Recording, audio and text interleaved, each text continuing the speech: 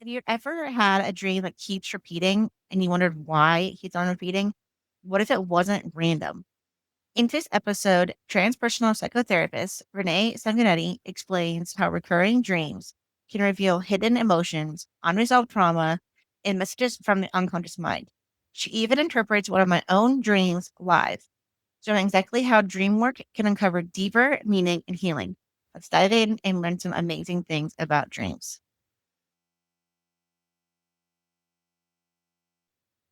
Hi, everyone, and welcome back to the Lunar Counseling Podcast. I'm your host, Kiara Brown, an LPC, certified therapist, certified hypnotherapist, and the owner of Lunar Counseling. This podcast is a space for grounded real conversations with therapists, healers, and guides about the deeper layers of mental health, trauma, and embodiment, and what truly means to heal in integrated, sustainable ways. Today, I'm so happy to have Renee Sanguinetti to the podcast. Renee is a trans- transpersonal psychotherapist licensed in Oregon and California who approaches therapy through a whole person, humanistic, and transpersonal lens. Her work centers on helping individuals integrate and align the body, mind, and spirit, supporting deep, meaningful healing that honors the full complexity of the human experience. Her clinical foundation includes Brainspotting with a focus on mindfulness, DBT, and Dreamwork, which she also uses to support adults navigating trauma and emotional healing. Renee is certified in both Brainspotting and DBT, also serves as an approved Brainspotting consultant, bringing both depth and leadership to her field. In her work, she weaves together mindfulness, somatic awareness, guided imagery, creative expression, and experiential practices. She also incorporates distance healing Reiki and earthquake practices when appropriate, creating a deeply integrated, intuitive healing approach to healing. She received her graduate degree along with a certificate in creative expression from the Institute of Transpersonal Psychology, known now as Sophia University. She's deeply involved in the world of Dreamwork, facilitating a long-standing dream processing group, participating in peer-led dream exploration, teaching an 8-month Dreamwork course for therapists, counselors, and healers. She's also a member of the International Association for the Study of Dreams. In addition to her clinical work, Renee is an earth-based healer who honors multicultural indigenous healing practices, Reiki practice in the Isai, right, language, Sui. Usui, Sui. sorry, like lineage, and a student of intentional creativity, bringing a rich, multidimensional perspective to the healing process. So I'm so happy to have you here. I feel like you have just a wealth of knowledge that we can all just get a lot of information from. So I'm so happy you're here. I'm excited that you're also alternative, witchy, spiritual. I like to say woo. Some people don't like the words woo, but I'm very woo. I, But I'm weave yeah, it in wherever I can in my work in whatever way. Yeah. yeah. It's it is definitely like everyone has their own unique perspectives with it. I'm still fairly newer to like being open with my woo-ness. I've been like in the closet for 30 years. And now I'm actually like, oh, I can actually do this now. Cool. I think time gives us more and more permission, or we just take this is Yeah. what people want. They want to tap into the spirit, the mystery, all things. Yeah. Yeah. Yeah. So it kind of leads me to like my question that I love to ask everyone. It's like, what brought you to the therapy world and like this work in general? Oh, that was so long ago. I think we all say this. Definitely my healing journey led me into the world of therapy. And at first I was like, I want to be a career counselor. And I found this beautiful transpersonal graduate school that was super experiential. It's no, Renee, we only, the track is to therapy. I'm like, oh, I guess I'm going to follow this track. So that's, yeah, my personal healing transformation. That was amazing.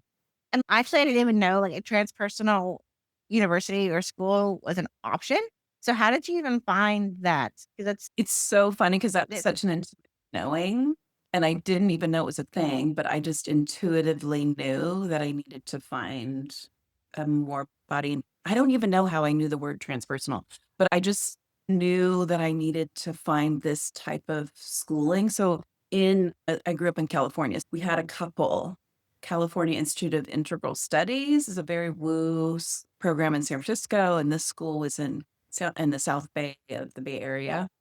ITP, Institute of Transpersonal. And then I had heard about Naropa Institute in Boulder, Colorado. And I was like, I was just called. Oh, and there was another program called JFK University, which was also very spiritually minded as well. So I just took a class at each, and I went and visited Boulder, Colorado. I thought I was going to end up in Boulder, and I'm like, ooh, I wasn't feeling Boulder. But when I found my school, like someone had said, Renee, try that, go to ITP, check it out. It was just like, oh, and it just felt really home. So it was beautiful. And we were like 30 people in a cohort of just deep closeness throughout the whole program, I was so lucky to have such a close group of people that I was with. Yeah. That's awesome. I obviously made friends in my cohort, but I would not say we're like, we have this whole integrative like part to it. So that's amazing that you had that type of experience, because not everyone has that in their grad work. Yeah. I learned Dreamwork. They taught us, I was going to say Hakami. It's not Hakami, Aikido. We learned Aikido as part of our curriculum. And we learned psychosynthesis, which nobody knows, which is like parts work, but bringing in spirit as a huge piece. And nobody knew what the heck psychosynthesis was. But yeah, and creative expression and like all that it was so cool, very experiential. Yeah. So kind of like the beginning foundations of what we're at now with things. That is amazing. So Well, I'm kind of like I started there and then I went like on a whole different path and then came back. And so I'm back in that more spiritual world from where I started now. Yeah. So it's interesting. Then, if you had all this intuitive hits, like where you're at the school, like what took you out of it? Just like graduating and having to get like a job and being a real therapist and get my hours and like all the things, right? Yeah. Getting internship and trying to find a paid gig and just that whole process. And someone had said, ooh, look into DBT. There's a whole mindfulness component. It's woo. It's not. But I went down that path and I became DBT certified and I created a program with my business partner and we created a whole practice. And then we got the program certified by the Linehan board and the whole 9 yards. And it was so not aligned. It was so not aligned. Like it was great and DBT is wonderful and helps people and the skills are wonderful and they're all evidence-based, blah, blah, blah. But it wasn't like heart aligned. So Yeah. then had a spiritual awaken. It was like a breakthrough awakening. And then I released that program and just came back into myself. And it was like, oh, I got to just do me and not be responsible for all these other people and just do me. Yeah. That brought me back into, oh no, I got to bring more spirituality into my work. And that again was like a knowing, like a true knowing. Yeah. That is really cool. Like, even though like you had like that whole experience, like you were successful at doing it, but it wasn't like really lighting you up on the inside. It wasn't like you said, like aligning with you.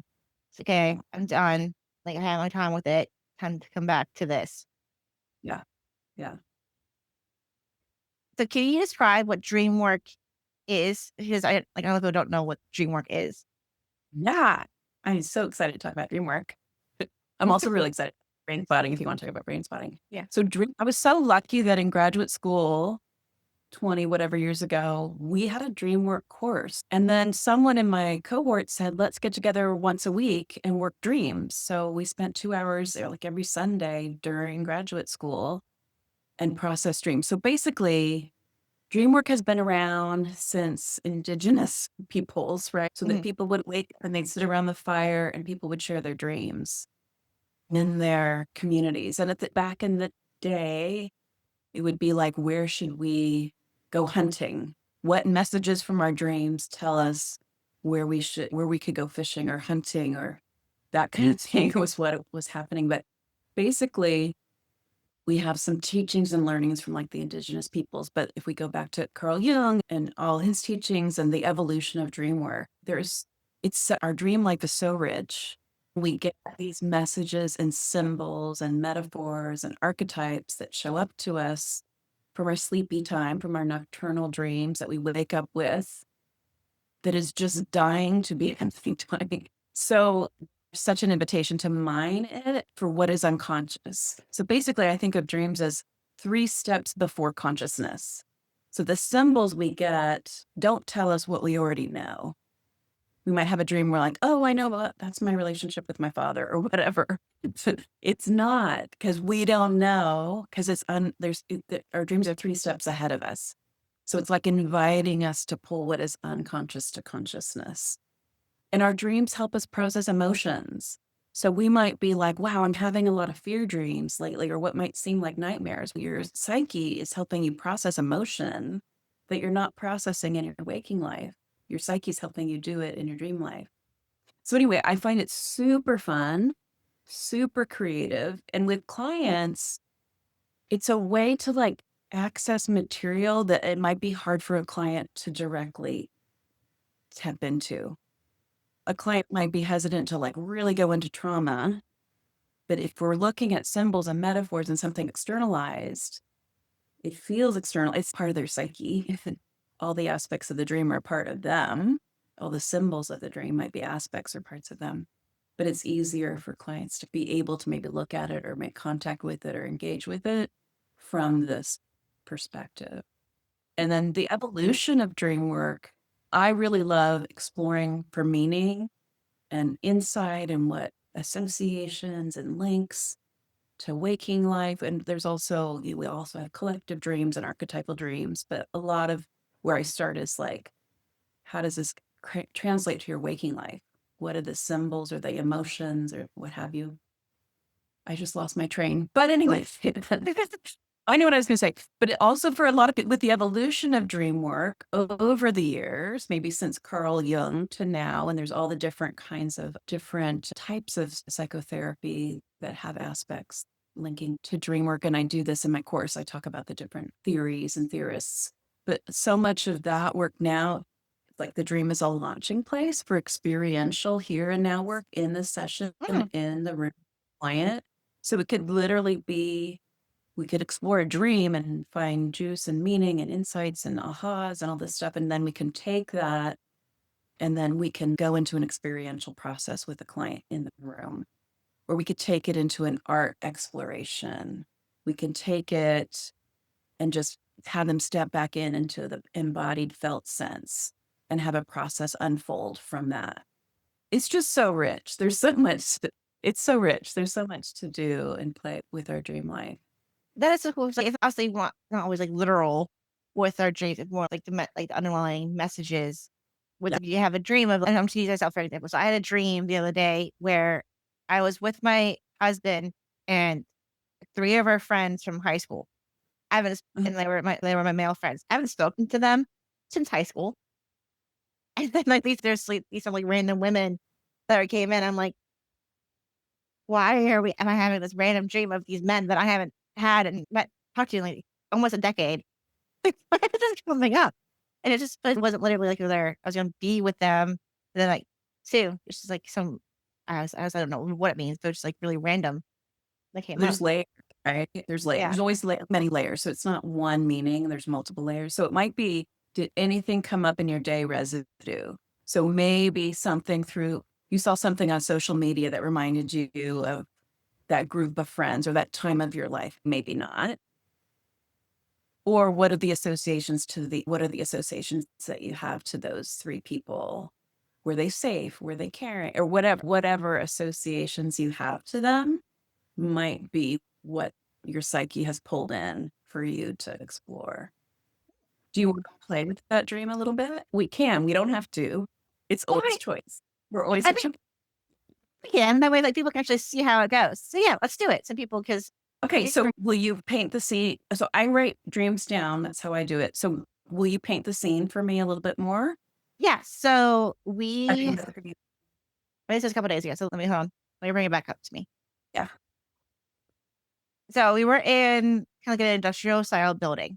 I don't know where. So it's kind of like the grayish background there and dingy a little bit. And actually in the dream, my husband and I, we weren't together anymore. We had a really big fight and like we had separated. And I was with one of the men in the dream who actually is actually an ex-boyfriend of mine. So it's like really weird and that way. But then there was also two women in the dream. I don't know who they were. I didn't really see their faces. And there's this interplay between I still want to be with my husband, and then but there's like this pull like being with him, and And the husband was ex. with the ex, Okay. but and my husband was like hanging on like with one of the women that was there, and it's kind of like this like weird like push and pull throughout the dream, and Okay. yeah, and the other guy was there was just a friend of mine, like him and I were just like we were just friends throughout like junior high and high school, and it's like a guy I had would hang out with. We went to prom together one year because we both didn't have dates. Kind of hung out. Okay. Oh my gosh, what else happened in the dream? I can't really more like what happened in the dream. Kind of just like I just remember like this complete push and pull, but I remember waking up with my heart racing. Like Okay. it's overall a sense of anxiety Yeah. with it. Uh-huh. Yeah. Yeah. Okay. That gives us a lot. Yeah. Are you current age in the dream, or are Yes. you a different current age? Yeah. Current age. Yeah. So I'm 31. So I was 31 in the dream. Okay. And so let me also just say, like, when we do dream work, it's a deep dive into what's like what's really happening in your life. So I hope it's okay to ask you things. Yes. There's no hiding from our dream Yeah. of what's really happening. But also, I want to say it's very rare that a dream is literal. Some people have precognitive dreams, kind of like we use the word premonition, but it's precognitive dream. Like they'll have a dream and then it'll happen in real life, but it's a really small percent of the time. So it's just symbols and dreams. Some people are like, oh my gosh, my ex-boyfriend is in my dream. What does that mean? And it's really, he's just a symbol. Like he's just a symbol. Yeah. Sorry, there's a hair in my mouth. Okay. It's okay. Or some sort of string or something. Okay, so industrial building, gray background. Is that familiar? Like the setting, is there in waking life, is there a setting that kind of feels like that? Or no, this could just be like your dream psyche setting. No, I don't think nothing that I come into mind. The place where I would have been. Okay, you said dingy, Yeah. and you were in the dream, it was your husband, and you had fought and you had separated. When you say separated, did it feel like a separation, or did it feel like he just went to another part of this building from where you were? Because Like it's that would be charged. Could be charged. Hypothetical. more like separation. Like we were no longer coupled in the dream. Like you had broken up. Yeah. Were you married in the dream? Yeah. Okay. Okay. So I'm going to ask about your feeling state throughout the dream. I know it when you woke up, your heart was racing, you felt anxiety. How did you feel at that, whatever part throughout the dream? How did you feel? I felt anxious about the whole dream and like unsettled. Okay. Anxious, unsettled. Okay. That makes sense. So you had separated, and then the next thing may be that the ex-boyfriend is there and two women that you didn't really see or didn't really know who they were. Yeah. And then you felt this like interplay between the ex and your husband, this sort of, you said push and pull. It was more like the push and pull was between like us and my husband and the ex. Like wanting to get back with my husband and really reconnect that piece. But also like being over it and then going to be with the ex. Yeah. So you're torn. Yeah. Do I go this way? Do I go this way? Okay. And I wrote down husband hanging on with another woman there. Mm-hmm. Did I catch? Yeah. And then your feelings about that, seeing him. Yeah. Yeah. Like a knife to the chest feeling almost. Those are strong words. Okay. What you? Okay. And then I'm guessing the male friend that you went Is that the ex-boyfriend or is that somebody else that you had gone to prom with that was It a was friend? somebody else that was just a friend. Somebody else that happened to be in the dream. So Yeah. your association with him is Just he's a good like guy, just a friend. the guy. And so what's your associations to the ex-boyfriend? He was a good guy. Like he treated me well when we were dating, but we didn't date for very long. And there was no strong feelings for him. He was just a teenager. I was just dating, just to date the teenager. Okay. Okay. So just more symbolic of maybe an early love. Yeah. Okay. Yeah. Okay. So I'm going to ask you personal questions. Yeah. It's fun. Okay. So I'm curious about your waking life. Is there anything in your waking life where you're feeling a push pull? Should I go here or should I go there? There's some things with my business where I'm like having this push pull thing Okay. with stuff. And like that night before I went to sleep, my husband and I did have a fight Okay. because we were just disagreeing over parenting stuff and how to handle certain things. Okay. So maybe there was a fear that came up from your waking life around this disagreement in parenting. Yeah. We have those quite a bit sometimes. I think I'm a parent. Parenting is like the hardest job in the universe. And when you're on different pages, it just, yeah, I get how it's like maybe you might feel gut to the knife to the heart, whatever words you used. So when you went to bed that night, you were on totally two different pages when you Yeah. had got, okay.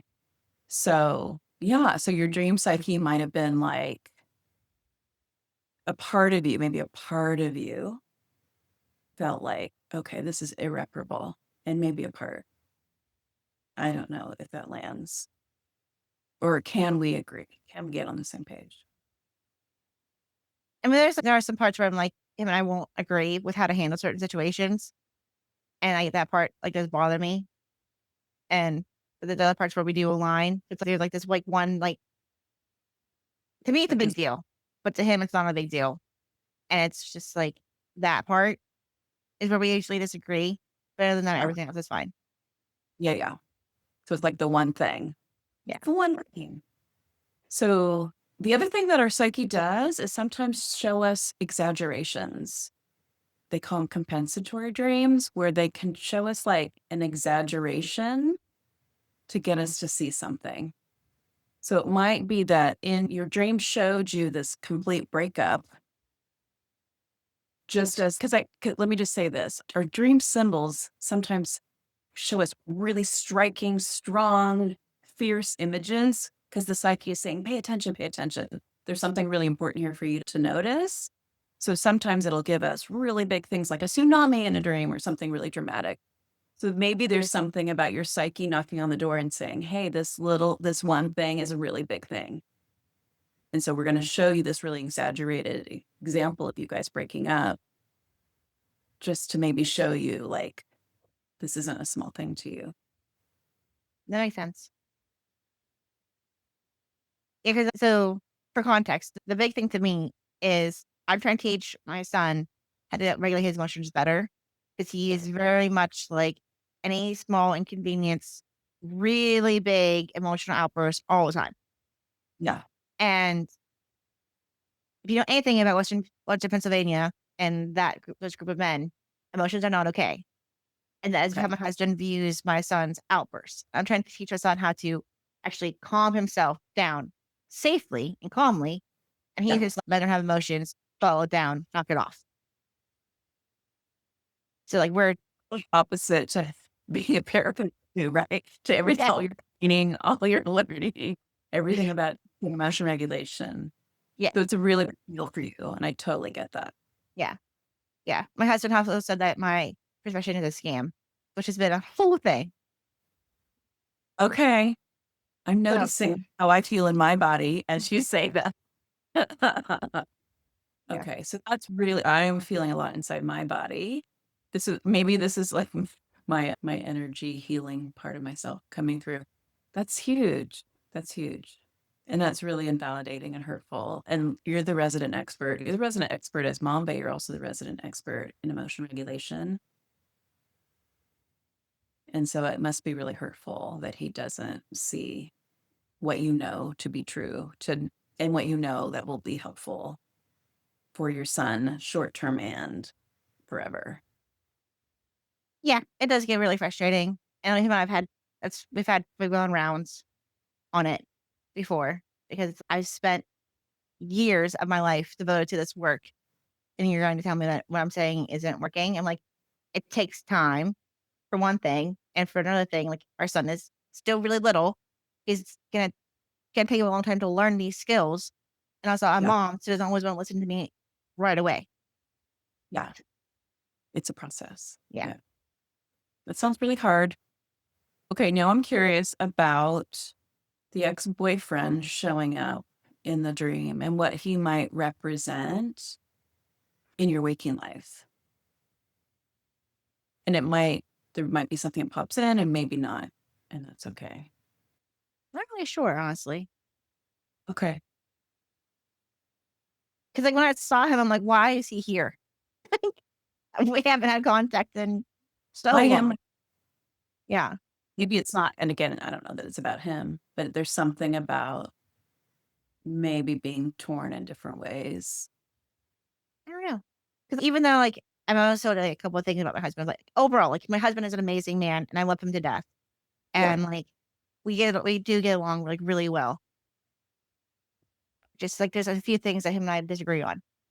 Yeah. But like I don't have a desire to leave him. So I don't know like why like, that would come up. So I don't know. Yeah. And I don't know that it's about leaving him, but maybe there's a part that feels really disconnected from him or cut off.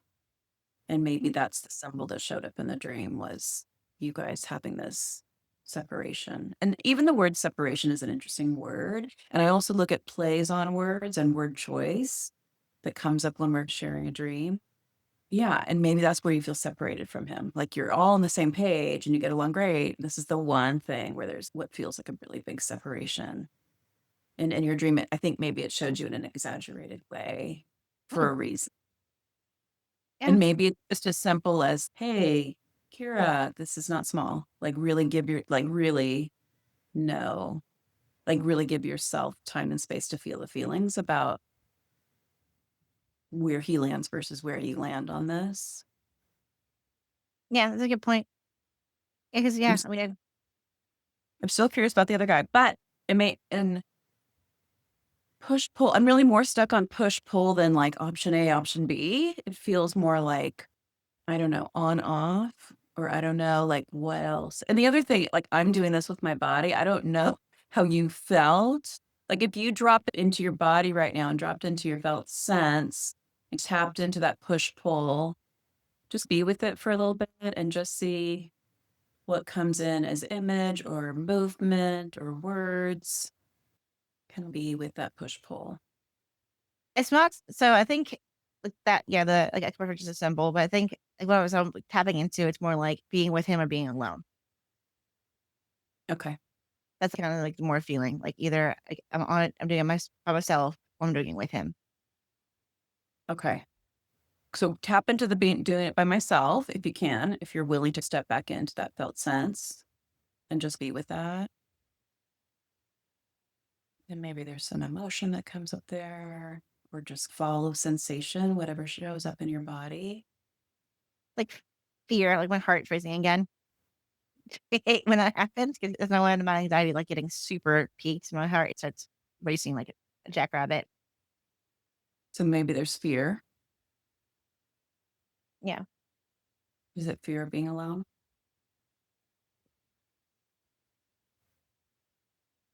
That and losing him. Like those like two things. Okay. Okay.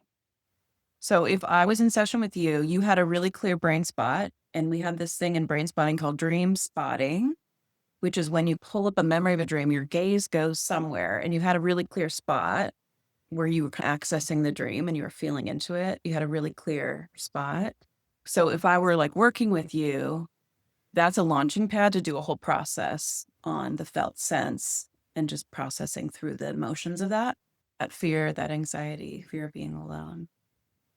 Okay. That's that that I'm shifting now to like brain spotting, but Yeah. and just like there's emotion there. There's an invitation here for you to process and be with that and just work through and be with that. Yeah, that's really cool. And that's cool that, like, you had all this imagery and, like, connection pieces. Like, I tried to forget to drink because, like, obviously it made me feel really anxious, but, like, Yep. the thinking of all, like, the images and, like, all what the meaning, that is really cool. Though, so I have heard about the spot things with brain spotting before. So can you describe, like, what that really means for people? Yeah. I'll try. It's hard to describe brain spotting. So basically, we're like bypassing the whole prefrontal cortex with our field of vision. And we're through the field of vision, we're bypassing the prefrontal, the thinking, planning, organizing, talking, and we're going and accessing again through orienting reflex to the primal parts of our brain, near the amygdala, near the brainstem, where we hold traumas, wounds, owies, all that good stuff.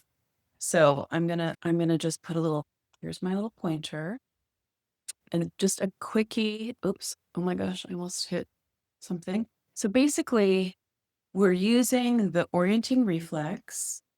They say that we're using our eyes, our orienting reflex, which is about safety, right? Our orienting reflex shows our brain like, oh, I'm safe in this space. But one of the concepts, there are many, is where you look affects how you feel. Okay. So I'm just going to do a tiny little experiment with you, but take a topic, not the one that we were just talking about, because that was a lot of big emotion.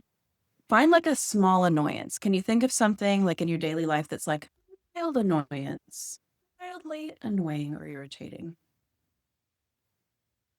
A stressor, a mild stressor. It's hard to think of something small, maybe. Yeah, it's just I have to get my head out of that. Those are the Yeah. emotions. Yeah. Oh, no, you know what? Well, we can use that. I'll just do it really briefly so you don't like go into a whole process, but you can use that because that's really present. So where in your body did you feel that kind of fear of being alone? My chest and my stomach. Just the stomach. Okay. So in brain spotting, we have people follow the sensations in their body. It's considered a neuro experiential process. So in brain spotting, the person can share as much or as little as they want. And often when we're talking, we take people out of the subcortical brain and into the cortical or the thinking. And we don't want to take people out of the process. So there's a lot of not speaking and a lot of holding the container for people. What else do I want to say about brain spotting is we trust and know that the brain and body knows exactly what's needed to heal. So I, as a therapist, get out of the way. I trust if there's a topic that someone comes to me with and they're feeling a sensation in the body and we're able to find a brain spot, I'm going to help them do that. I'm going to help you find a brain spot. That once they lock gaze, once they put their gaze on the pointer and they're in a process. And what I'm noticing when someone's in process is their eyes are flicking. I'm looking for autonomic reflexes. So eyes flicker. Sometimes it's breathing changes. Sometimes it's really subtle movements of the head or shoulders. Okay. And people get into kind of, it's a little bit of an altered state even. And I've had therapists, I had a therapist who was a psychedelic assisted therapist who said, this is the closest thing to using medicine because you get into a little bit of an altered, you of course are present and awake and we can come back to the space and time. But when you rest your gaze on a brain spot, you're going into a journey. And what happens for people is sensations or images. Sometimes it's like image. Sometimes it's thought that I'm really kinesthetic. So a lot of my sensation. And then later images, sometimes we'll get like an intuitive message that comes in. That's when we can tap into spirit. I'll talk about that later. But let me just give you a quick taste. So tap into chest and stomach. I'm going to invite you to bring your awareness to this part of the body that has a little bit more. But I'm not gonna do this long. I don't want you to get all activated right now Yeah. because we don't have time to do a whole process. And basically what we're doing in brain spotting is we're moving people from dysregulation to regulation. We're accessing the part of the brain that regulates emotion. And so much of also what we do connect straight to the vagus nerve. There's so much. And we have music. I'm not going to do the music with you right now, but it's all soothing music that's recorded bilaterally.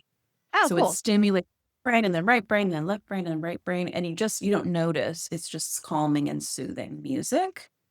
And that in and of itself is helping regulate your nervous system. So everything we're doing is about regulating the nervous system.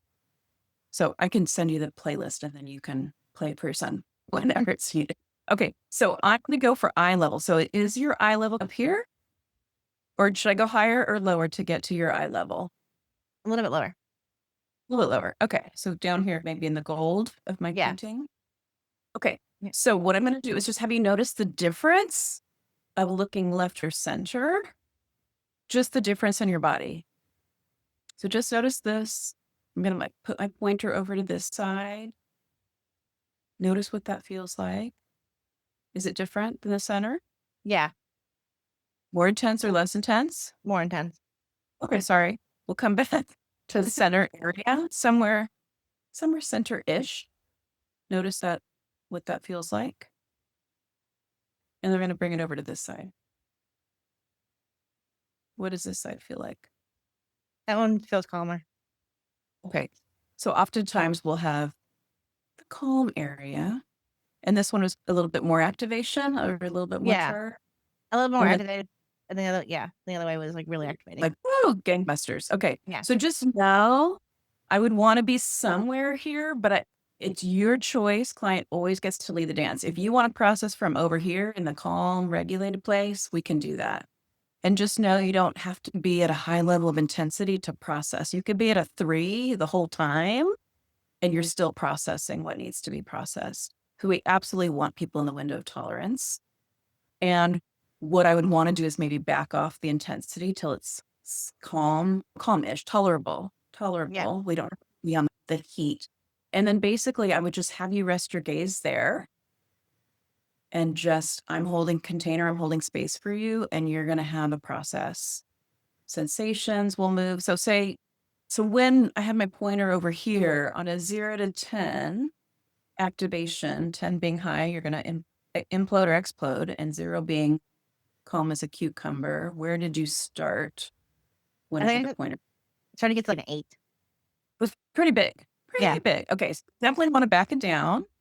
And also know as Brainspotting therapists, we have lots of tricks and tools in our hip pocket to also help calm and regulate, because we don't want anybody going outside their comfort. And even I've never had an experience where I was outside my comfort zone, even if I was like having big waves of emotion and having lots of tears or whatever. But everybody's different and everybody's intensity levels and what feels okay to them is different. So always in Brainspotting, the client leads the dance. We call it tail of the comet. We're on the tail of the comet. The client's leading and we're following. And cool. And sometime you might start at 8 intensity, like at 8 SEDS, subjective units of distress, or however you define it. And you might not get to a 0 in one process, but maybe you go from an 8 to a 5. And so some energy gets moved, and some people will go 8 to 2 in that session. So there's not an expectation that anyone gets to 0, and there's not an expectation. Sometimes you might start at a 4 and end up at a 6, and that's fine too, because processing is happening. So it's just us really trusting that the brain and the body know what's needed to heal. So I don't want to put you at an 8 intensity unless I had an hour to process with you to help you bring it down. But there's just big shifts that happen and could happen in one session. So it's very profound to me. It's very powerful. And then if I go to the spiritual woo part of it, like I was a demo in one of the trainings, and I was on a trauma spot. I was processing a trauma, my kind of big core trauma. And what happened spontaneously was my spirit guides came into Brainspotting, which I didn't know was a possibility. So I have a spirit guide. He was like right here. And then I had 2 other like spiritual deities that came into my processing. I think one was Tara and one, I can't remember I think it was Durga. And just knowing they were all there with me gave me so much resource. It gave me so much capacity to go to the activation, to go into the brain spot that had a lot of charge. And that's just one tiny example. And there's a whole thing in brain. So in brain spotting, we can work traumas and wounds and all that kind of stuff. But there's a whole other thing in brain spotting, what's called expansion. And that is what feeling state that I don't experience right now that I want to feel. And so it could be, so we could have like spirit spots or God spots or soul spots, woo woo spots, whatever you want to call them. But it could be like you're working with someone, they want to build confidence. We can do that in expansion. But it also could be like, I want to feel zen and peace and light and love and whatever the client wants to call it. We can find in their field of vision a spot and kind of encourage in and invite in an experience that kind of unfolds. And then we invite and we amplify it. We try to exaggerate it so they feel it throughout their whole body and their whole energy body, like light and love or whatever. So there's so many different ways of playing with brain spotting in a way that invites in healing and like different ways of healing. I guess I'll say it that way. That is so cool. Like, it almost kind of reminds me of EMDR whenever you're doing this with people, just with, you know, like just have one thing that you're focusing on instead of like constantly going back and forth with your eyes. Right. So David Grant, who founded Brain Spotting, was an EMDR therapist. And he was doing the thing with his fingers and he saw this one person's eyes wobble. And he's, I'm just going to stay right here. He was just holding curiosity. And it was a young woman who was an ice skater and she couldn't land the triple loop and she kept getting stuck. And so he just had her rest her gaze and ended up being what he coined as a brain spot. And then, so about 10 minutes, he had her just stay on the spot. And traumas came through that she didn't know that she had, experiences, and content that he had already processed in EMDR came up again. Like he thought it had fully been worked through, but it hadn't, came up again. And then the next day she calls him and she says, David, I landed the triple U. And then she didn't have any more problems after that. And then he goes, oh, there's something really interesting here. So that's how it started. And then he was like a clinical supervisor. And so he was trying it out with his supervisees who were like, oh, I'm curious. And different people. And then he started setting up his different ways of working with, and it's just evolved over the years. So it's been around like 21 or 22 years. Brain spotting it's just most of us haven't heard about it. It's like a secret fabulous healing methodology. Yeah. Yeah, that is so cool. Came And from, yeah. it's, and like, so whenever you're doing it with clients, if they've ever asked you like to do like more spiritual piece, is there one set protocol that you usually do with them? Or is it like just dependent on the person? Totally depends. So each time is different. Nothing will ever be repeated. They say there's up to 4 quadrillion synapses in the brain. So we can't possibly know what's going to come up for a client. And that's why we're in tail of the comment and the client leads always. We just can't know. For spirituality, so one thing that just popped in my mind is I had a client once that had a past life experience on a brain spot. Like she was brain spotting her trauma, and then all of a sudden, like her dad's lifetime was going through and the war in her country. And it was like images, the way she described it to me. And it's not even this lifetime. So she was processing through some what felt like to me as ancestral trauma that happened just spontaneously. So that happens. And in this last training I did with David Grant, he just created something called Phase 5. So I've done all the other phases and a bunch of other specialty trainings. What do you call this? Ancestral spot. So say there's an ancestor that you have connection with. So maybe someone from your lifetime, like maybe a grandparent or a great grandparent or a parent, or we can call up the image of the person and find a spot, access the feeling state, find a spot, and process from there. And so whatever, we won't know what comes through, but it could be some messages, some downloads. I get a lot of intuitive, I invite for most of my people at the end of a session, like if there's any intuitive messages that want to come in from like a healing place. So someone leaves with a mantra or like a message on healing. And then, like I said, For someone who wants like a spiritual thing, maybe it's, I want to connect to my soul spot today, or I want to connect to a spirit guide, an ancestor, or just I want to sit in light. We can find a brain spot, if they, whatever they want to call it, spirit spot, soul spot, God spot, goddess spot. And then there's things like when I'm working with someone and I know I'm thinking of a particular client who's a therapist and she has a special affinity for Kuan Yin. So there's times where we're processing and I'll be like, okay, I just want to invite Kuan Yin. And she's like, oh, she's already here.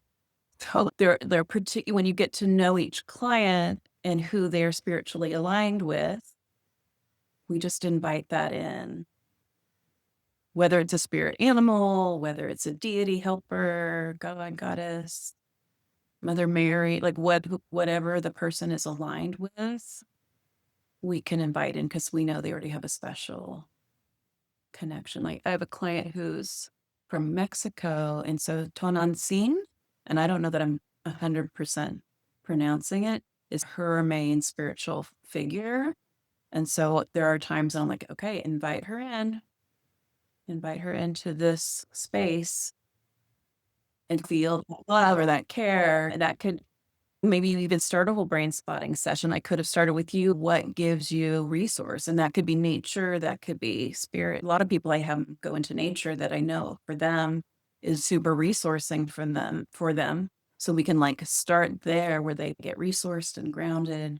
And there's a lot of things in brain spotting. There's a resource spot, a body resource. There's a lot of things. There's so many bells and whistles, right?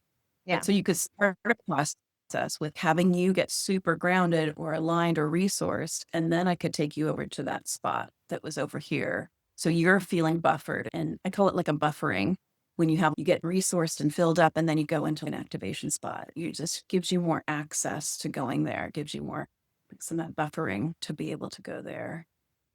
It's a little bit less charged. It's a little bit more grounded or a little bit more resourced. Yeah. That's so cool. And I'm just trying to think like parallels. It's almost like I'm also trained at doing like past life regression with hypnosis. But like I Okay. do it, But yeah, I saw that. Yeah, on your yeah, side. but you just do it with just looking at a certain thing, which I think is like super cool. And I guess like a lot less verbiage on the therapist part. Right. And a simple thing would be like scan the room you're in and just find the place where your body feels most at ease or whatever instruction, right? Where your body feels most grounded or your body feels most resourced or your body feels most at ease. And that can just be a place like an anchor for you to go into like, for someone could be a guided imagery. It could be a past life regression. It could be so many different things. I also on the down low do some shamanic journeying, which I call guided imagery. And so that's different. That's different. But it's also accessing the same theta waves of the brain that as we do in Dreamwork. It accesses the imagery and that kind of thing. And I would think in past life regression, you're trying to maybe get into that theta wave of the brain where imagery might come in. I don't know. But I'm guessing there's a guided process that Yeah. you take. Yeah. It's a very clear, kind of prescribed way of how you do it. That way they stay safe and contained throughout the whole Yeah. process. And, but also it's interesting because not everyone is able to visualize in their minds. It's like a lot of cues, like just like knowing and sensing, feeling. Like those are like the three biggest things that we like bring in. Because there are some people that they can't visualize in their mind. So you have to like make it open to everyone and just like allowing the feelings to come in. Yeah, I love it. Yeah. It is so cool. I've loved, oh my gosh, I love doing process regression on myself. Like I have from there, like I had a past life comments like now been like my constant guide. And just as everyone agrees with this, but I had a past life as a dragon shifter. And so I have her now tattooed on my shoulder. So she's always with me. And Oh, I love it. see that little drive, she's kind of lights me up with it. I love that.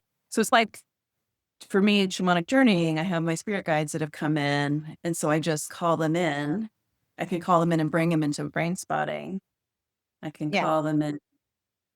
And then, yeah. And there's also just to back up to Dreamwork, there's this interchangeability between shamanic journeying and Dreamwork. They're both theta waves of the brain. You can go, like, sometimes I'll have a dream and I'm curious about it, so I can go into a shamanic journey and ask a question about it. And you could do the opposite. You could have a journey and be curious about it and then invite a dream Yeah. to make of it. So there's this culture weaving of basically we're getting it altered, like a little bit of an altered state. We're just getting out of our logical thinking brain and shifting into more of an open and expansive and visual place through Dreamwork, or with when I do journeying, it's through the drum beat and breath work. And if I'm doing facilitating something, I'll do trance dance as well. So it'll be the drum and the breathing and the trance dance, helping someone get into a little bit of a altered state so the imagery can come in. That is really cool. Yeah, I have a friend that he's a shaman as well, and he's done like shamanic work. And I haven't done one of his drum circles yet because he hasn't done them in a while. But next time he does one, I'll probably join in just to experience it because it feels like it'd be super cool. It's really cool. I think you'd love it. Yeah. Yeah. It's all loving and benevolent spirits. So when we go into the shamanic realm, it's all only loving and helping ancestors and guides, and it's all for our healing. Yeah. For our healing. Yeah. Everything that we do is like always for healing, and always so many cues. Like even the hypnosis, like we always put in the cues like only what's safe and beneficial, and like you keep them like safe and protected. Everything is all about safety, and like nothing ever to be bad. Just everything that we need comes up. Yeah. Absolutely. Love it. Yeah. Oh my gosh, Renee, I feel like we can talk forever, but I know I'm Totally. I'm like super things to do. But before we leave, are there any tips or tricks that you want to leave people with? Tips and tricks. Okay, so really quickly in terms of brain spotting, anybody, anytime, there's a lot of therapists, brain spotters that do self-spotting for resourcing. So just, again, you just quick tips and tricks would be like any room, find the place in the room where you might feel resourced or a calm sense, and just let your gaze be there. And if you go to YouTube and type in brain spotting music, there's tons of bilateral stem, soothing, relaxing music that anyone could listen to at any time. It could be like you fall asleep to the music, but just know it's doing the thing to access the parts of the brain that are regulating. So there's that. The other thing in terms of dream work is our dreams come to us. I forgot to tell you this earlier. Our dreams come to us in service of health and wholeness. So there's never a bad dream. There's only dreams are here to help us and help us heal and move us to wholeness. That little voice is so sweet. Yes. So just I offer different classes around dream work for therapists, healers, coaches, just for everybody who's interested in dream work. ReneeMFT.com. And I think I've been doing like an 8-month course. I think I'm going to break it in smaller bits so people can just get little smaller nuggets. But just know it's fun and creative. It brings so much energy to a therapy session when you explore a client's dream.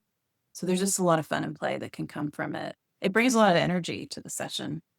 Yeah. So that sounds so cool. So is your website the best way for people to get in touch with you? Or do you have anywhere else that you like them to find you?